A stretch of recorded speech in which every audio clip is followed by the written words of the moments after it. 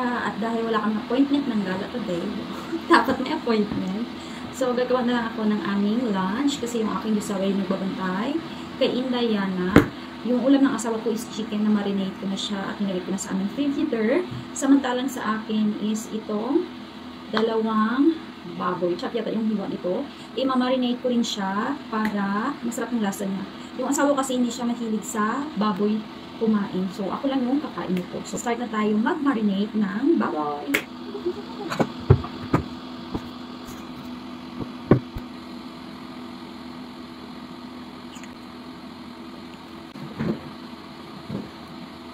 Kukuha rin ako dito ng lemon.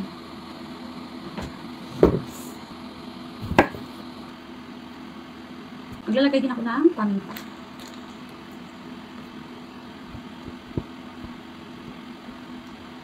Ilagay mo na siya sa frigidaire. Or sa rad. Ito pala yung foodie ng aking asawa. Meron din pala akong patatas para i-partner sa aking gagawin na pritong manok tsaka pritong baboy.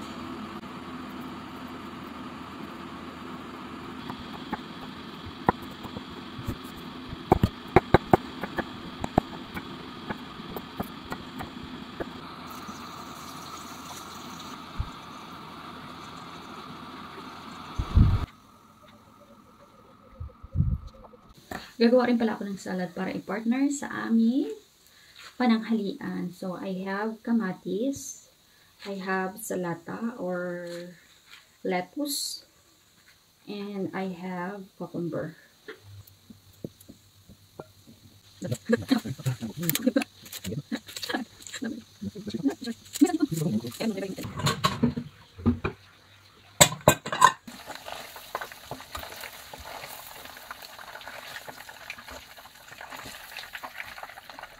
Nagsikan pa ako sa amin.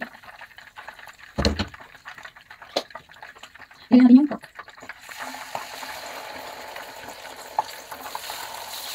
Perfect!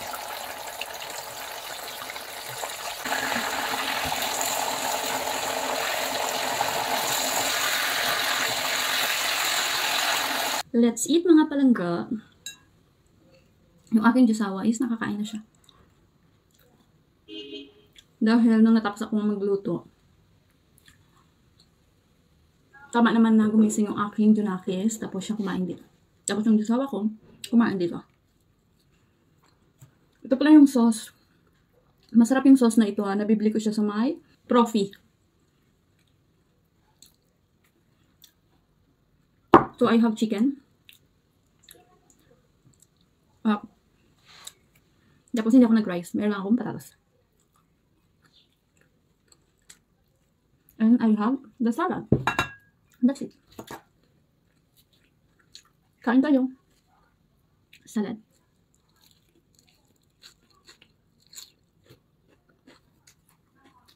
Pipino.